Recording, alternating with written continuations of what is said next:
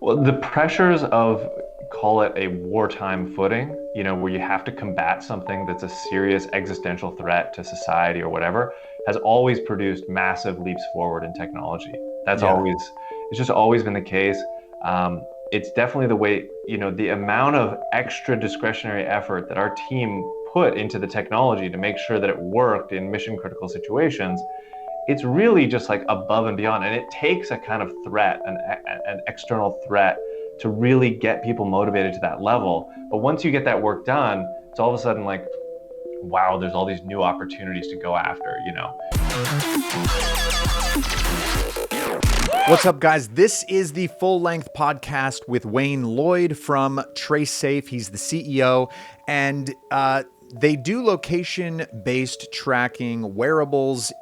I made the mistake of calling them a contact tracing company, and they do contact tracing, but they also do so much more, and Wayne tells me all about those things. This company is growing very fast, and we're in this new age where this technology, this Internet of Things, is coming into the enterprise space. I mean, Apple's got these AirTags, and this company is kind of using the same technology to attack perhaps a much bigger market than just people tracking their keys.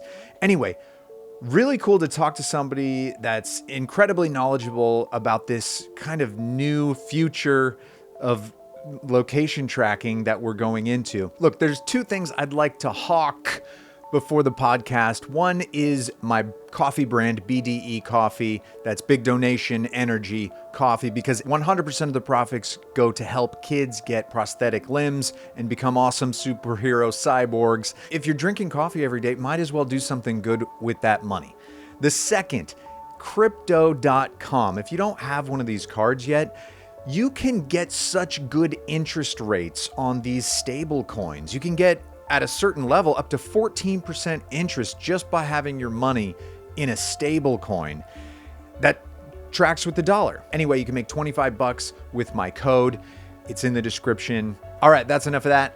Let's get to the podcast. This is great. I've been doing a bunch of research, and I've been wanting to talk to somebody about contact tracing for quite a while. And so it's great. You're obviously the person to talk to, being the CEO of a contact tracing company. So my experience with CEOs is they're a little bit eccentric. You look at Elon Musk, and my personal experience working for a couple of CEOs. And I've been doing some research on your YouTube channel. You guys do a great job of letting people know what's going on with the business and whatnot. And I've noticed you're kind of a normal person. And are you worried you're not eccentric enough to be a CEO? That's a funny question. It feels like the world is getting noisier, so you have to do a lot more crazy things to get noticed, and I think Elon's doing a great job of that. Obviously, he's sort of become a human meme, which is quite a great aspirational level. But no, I mean, I think we have a pretty serious business, and so we try to keep things fairly straightforward and just kind of marching on. The last year has been so busy. We've been really heads down on so many things. So when we pop up to do a little update or whatever it is, that really is what it is. It's just a quick update to talk about what we're doing, and then it's back to work. So because things have been so intense, that's probably the feeling you guys are getting. The antics sometimes that you can see with certain CEOs, it does seem to be helpful to get headlines, and but it can hurt. Elon will do something crazy, and he'll tweet something, and the stock will go down. So, are you on Twitter? Are you? I'm not a huge Twitter user, but yeah, no. So far, everything Elon's been doing has been working pretty well for him. Unfortunately, we're not going to Mars, so we can't really talk too much about rockets or anything like that. But the technology we are building is quite interesting. And you mentioned that we're a contact tracing company. We don't really see ourselves as a contact tracing company per se. We kind of obviously we had this location-based services and really kind of pulled into that market, obviously as the world was going through the pandemic. But it's a little bit like originally it was a med tech product, and the pandemic was a little bit like being recruited. You're a manufacturer, and there's a wartime scenario, and all of a sudden you're kind of recruited into being a parachute manufacturer for a war effort, and that's a little bit like what it felt like. Effectively, when we acquired the company TraceSafe, they were doing med tech for infant tracking and maternity wards, and then boom, they had this huge breakout order in Hong Kong, which was hundreds of thousands of devices, and that was really the start of it. And it snowballed, and it just hasn't stopped since then. Obviously, we're getting out of this crisis mode and into a return of normalization. And the interesting thing is that our company has grown, the technology stack has grown, everything has grown, our cost structures have gone way down, to the point where we can really now sort of expand the product and services dramatically in the post-COVID environment. So we see contact tracing as basically a service or a product feature. We don't see it at all as the product. We just think it's going to be one of the things that companies want to do. What do you think that people do think about when they think about contact tracing? How do you think it's wrong, and how do you think they should think about it? Yeah, well, I think when you look at contact tracing from the perspective of like a nation state doing it, right? Like a national app, obviously those are the kind of things that I get a little bit worried about, where you think, well, the government knows everything about you, all this kind of stuff. So there's a couple different categories, right? When a country is doing it, that obviously invokes all sorts of privacy watchdog issues and everything. And but like most people in business, you think that if you sort of decentralize it and you localize it, one company, taking care of their employees and sort of monitoring, who may have come into contact with one another on a very small scale, where it only works in, a workplace environment. And when you leave, there is no tracking, there is no ability to track. That seems like, obviously a much narrower focus, a much narrower scope. You don't have the sort of existential privacy worries that you would if you had, an app on your phone that tracked you, whether you're at work or whether you're at home or whether you're out. That's where you run into problems. Yeah, I have two questions about that. One, contact tracing as a concept, especially so for something like COVID, does seem like, it doesn't just stay in the workplace, it's everywhere. So wouldn't it be most effective to track you everywhere? And then two, even if it's a company, what are the worries about, there's like all sorts of data sharing and things like that. And, what kind of, like it's like Amazon and Facebook are selling your data to everywhere. So how does that play into it?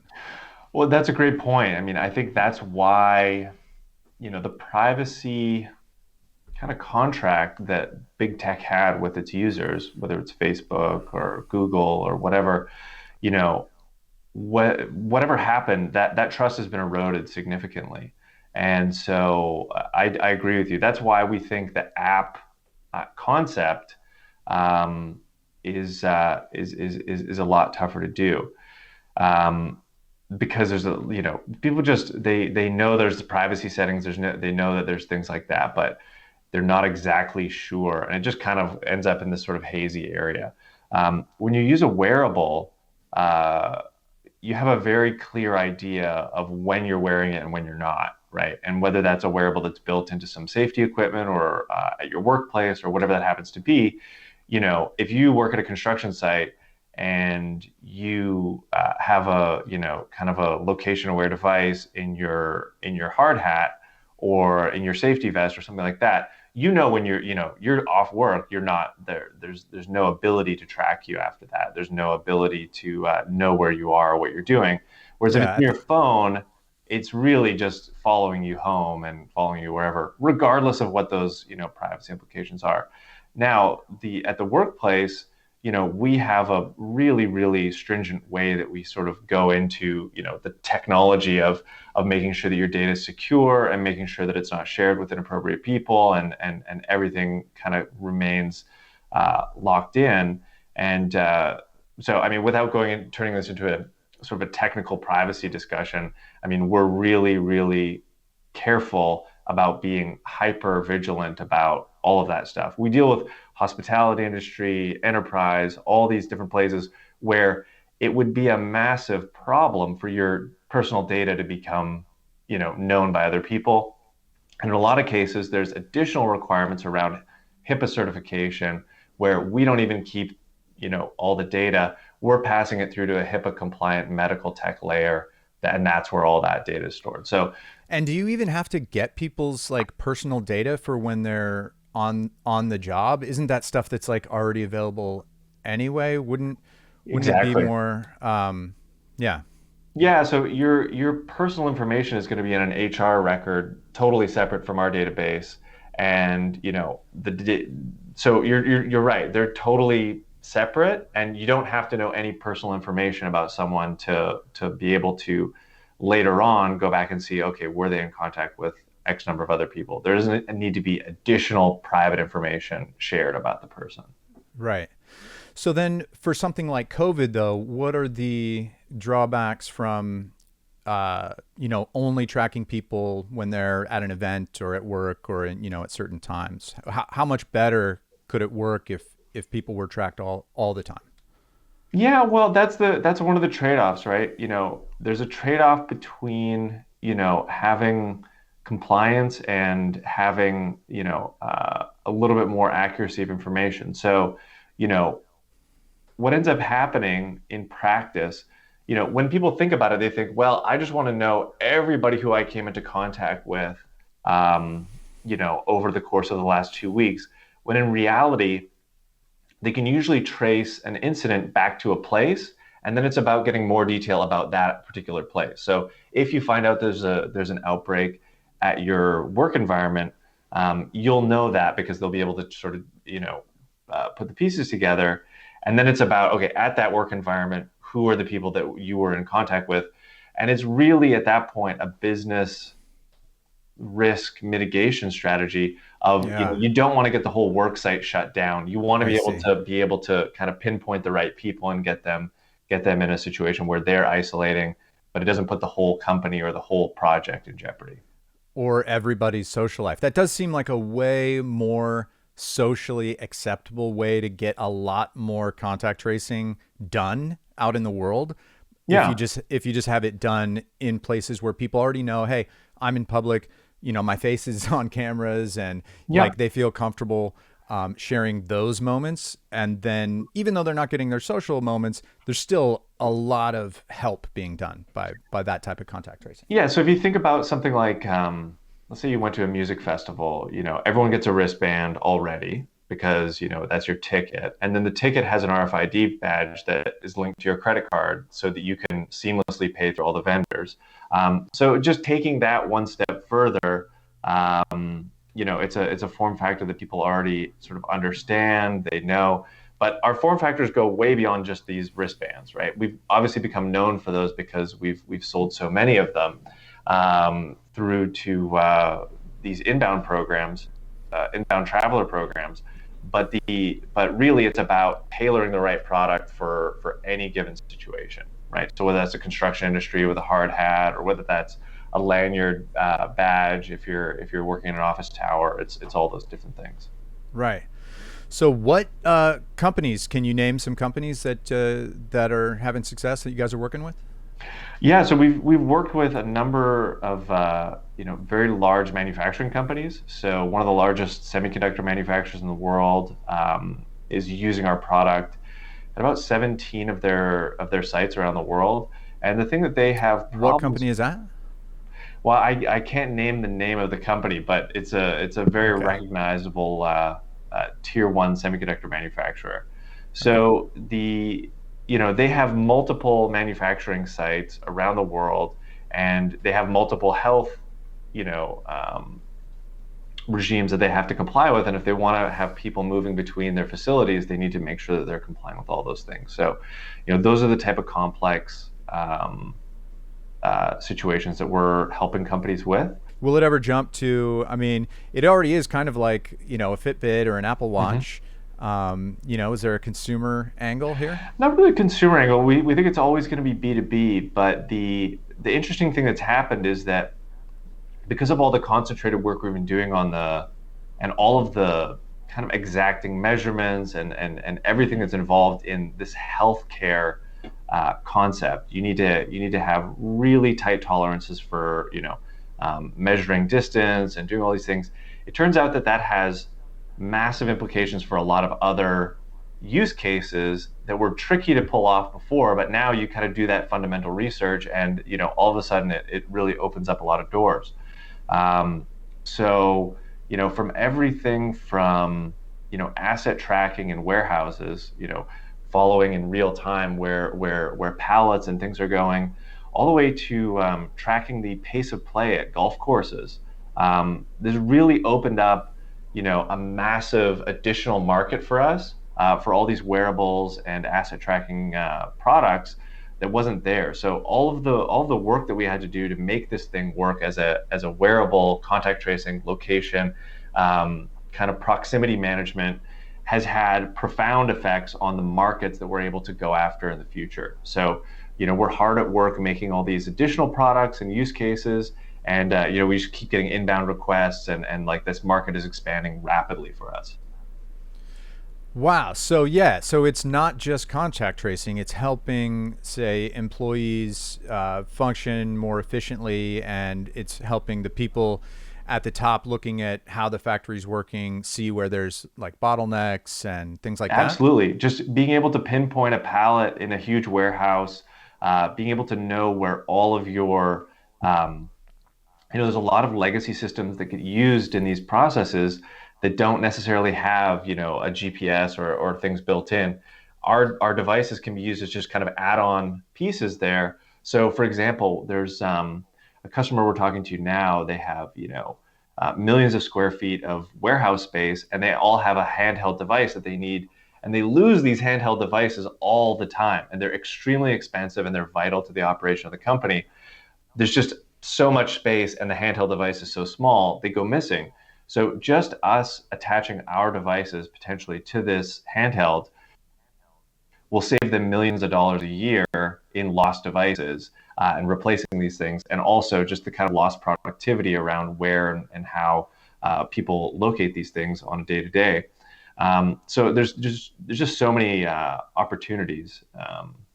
We're really figuring it all out now. That's awesome. And did I hear this correctly on one of your videos? You guys are growing 100% quarter over quarter? That's right. Yeah. So we just released our Q4 2020 earnings guidance. So that puts us at 100% quarter over quarter revenue growth since our inception, which is when was that? Early 2020. So that was our third quarter of 100% quarter over quarter growth. So this was kind of a springboard pandemic for you. You guys kind of hit the ground running. You were in the right place at the right time to make a move. And now, how do you see it going, after COVID? So obviously all these things that you guys are helping to create efficiencies in companies, these are going to be, so COVID's kind of like a foot in the door, and now turns out this is going to be a big business going forward. Yeah, we think that there was a big trend. There's really three trends in kind of enterprise, the enterprise world.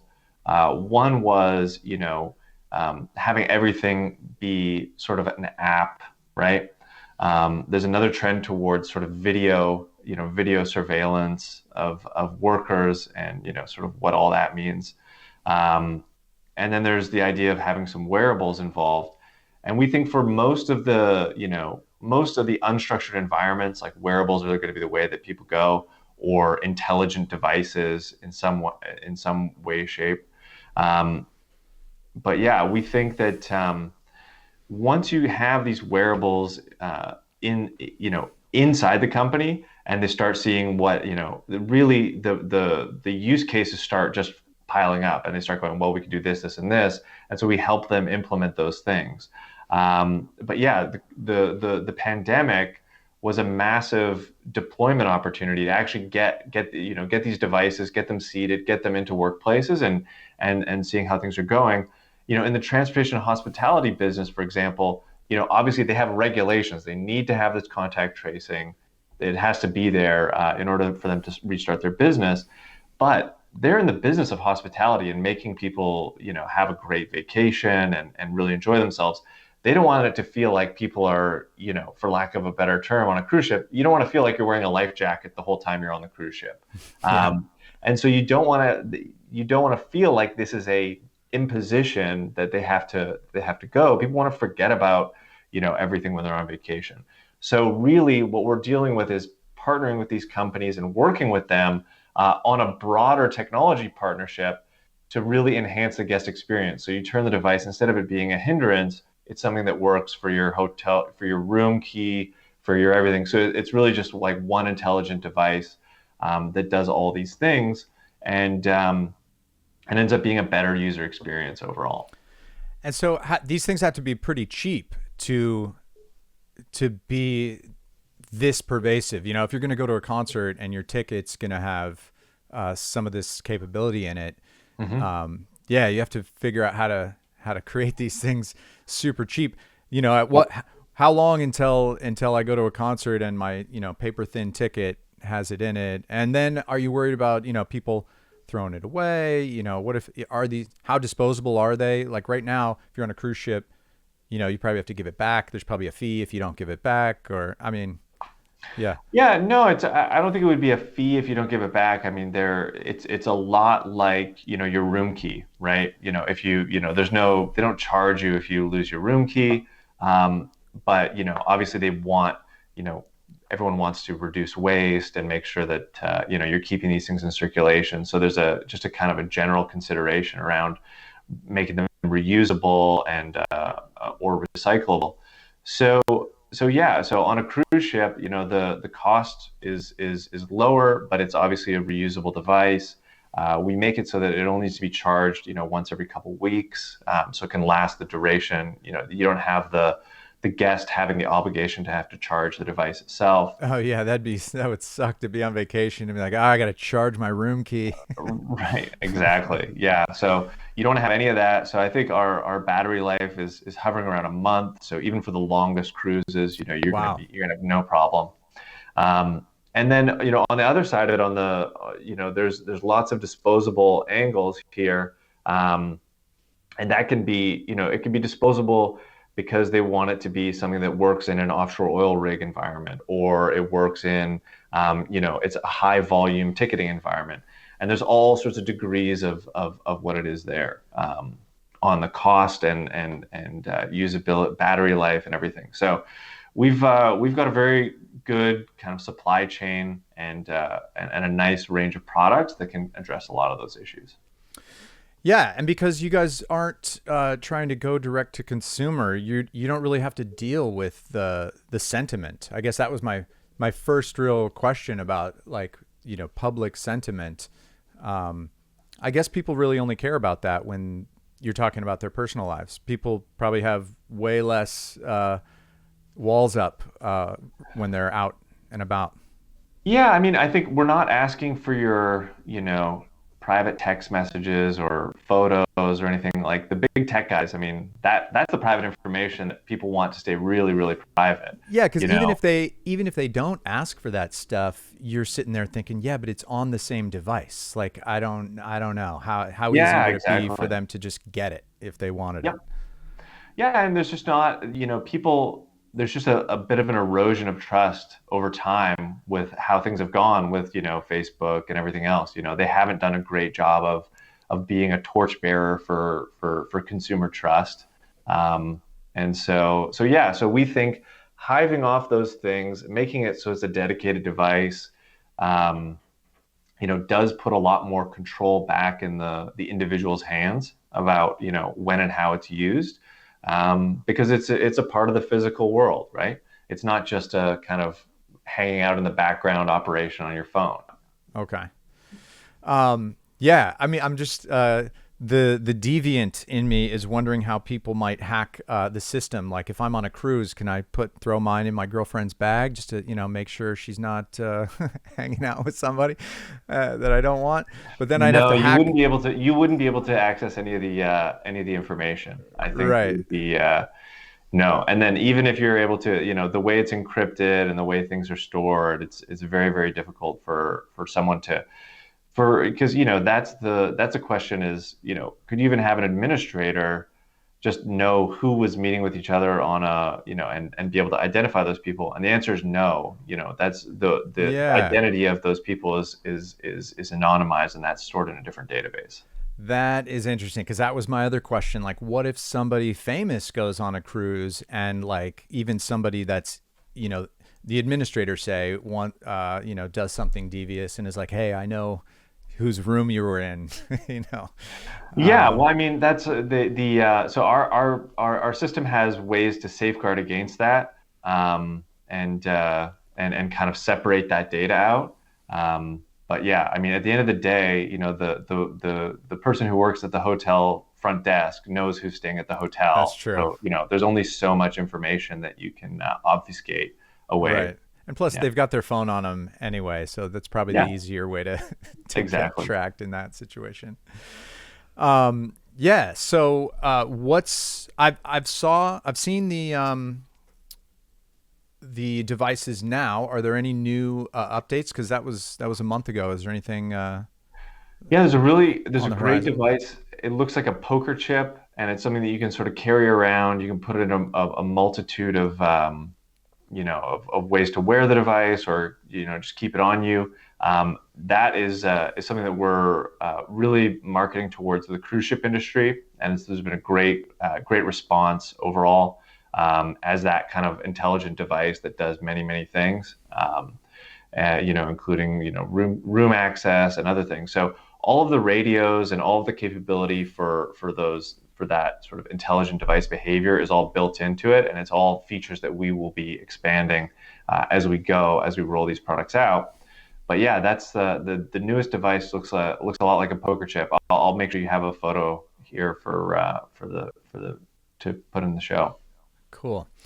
And so, have you guys discovered any hotspots? Like, has this, uncovered and or stopped or prevented the spread of some things? Absolutely, yeah. I mean, we were, whether it's major sporting events that we've been involved in, we've had, monitoring going on there where there've been positive cases, and it's been used to pinpoint exactly where it is.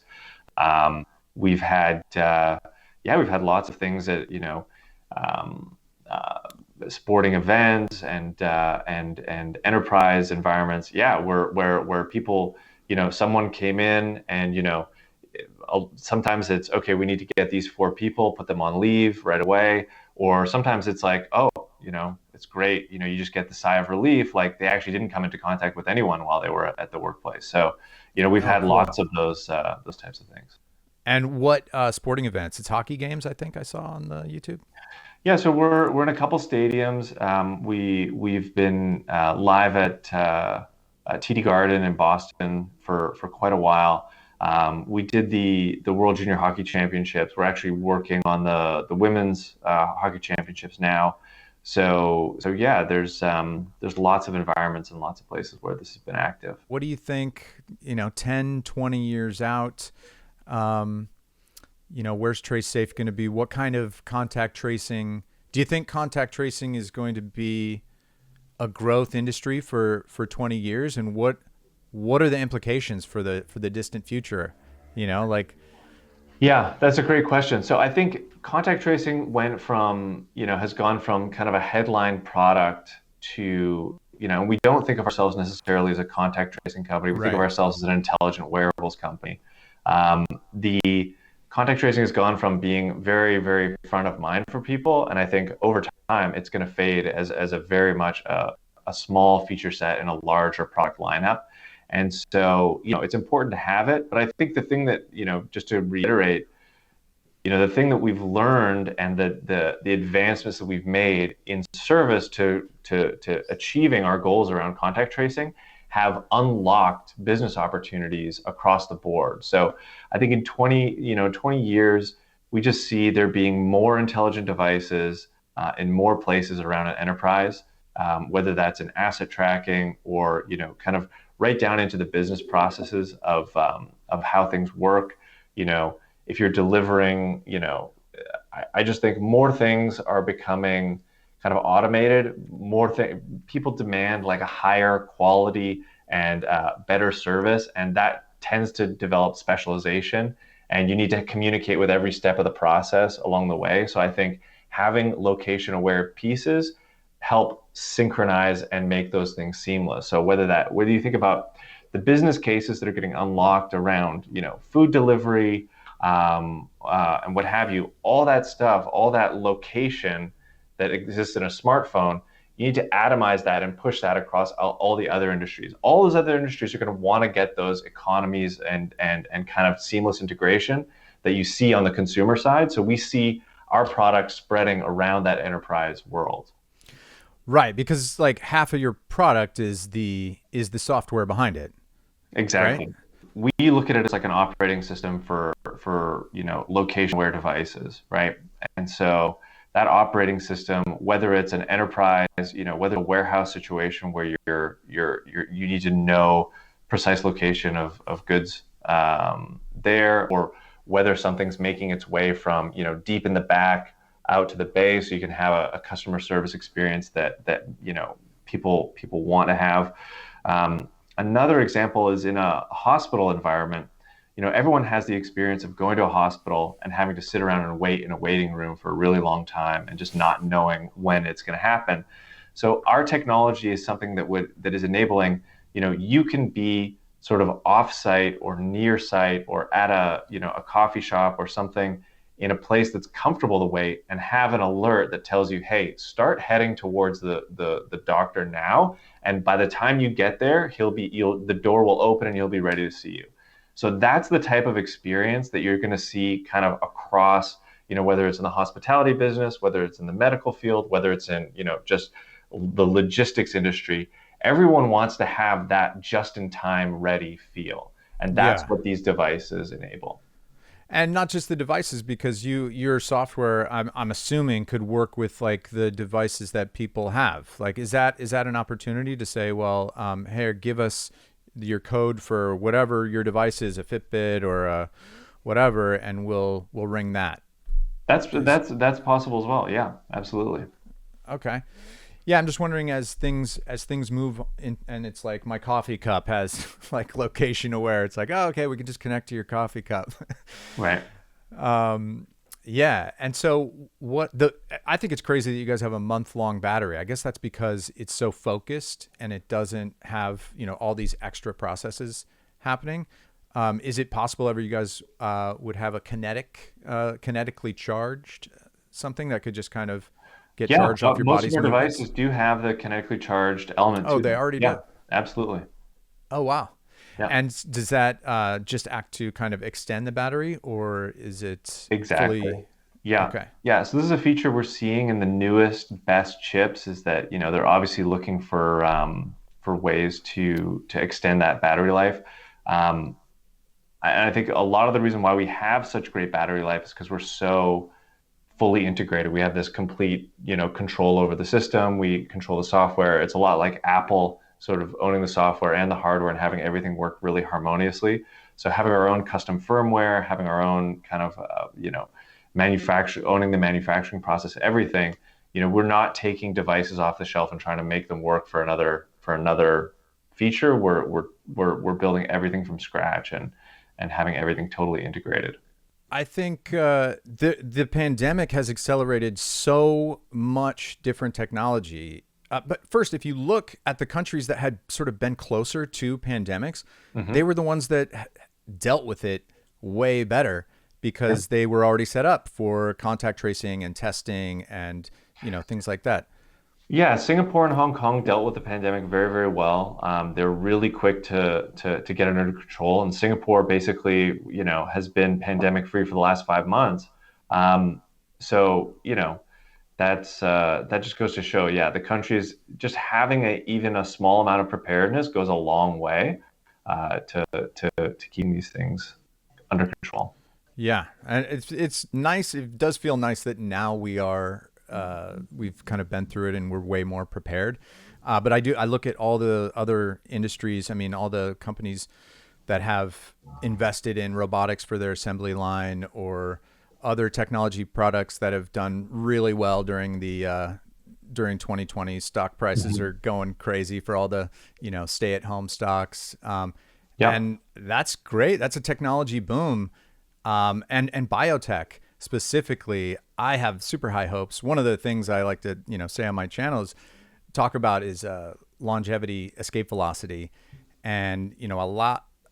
Solving aging, curing disease, all medicine as software, like these RNA vaccines are, mRNA vaccines. I mean, of course, it was a bad thing that the pandemic happened, but it really accelerated a lot of technology that's going to help people a lot sooner because of it. Well, the pressures of, call it a wartime footing, where you have to combat something that's a serious existential threat to society or whatever, has always produced massive leaps forward in technology. It's just always been the case. It's definitely the way, the amount of extra discretionary effort that our team put into the technology to make sure that it worked in mission critical situations. It's really just like above and beyond. And it takes a kind of threat, an external threat, to really get people motivated to that level. But once you get that work done, it's all of a sudden like, wow, there's all these new opportunities to go after, even though, you may not use the technology for the same thing, it just really opens the doors to so many other things. So it's been, for all of the downsides, which there've been so many, and there's so many sacrifices and everything else, it has pushed things forward in a lot of respects. Yeah, I'm excited for the future. The pandemic may actually be the catalyst that gets me to longevity, escape velocity. For sure.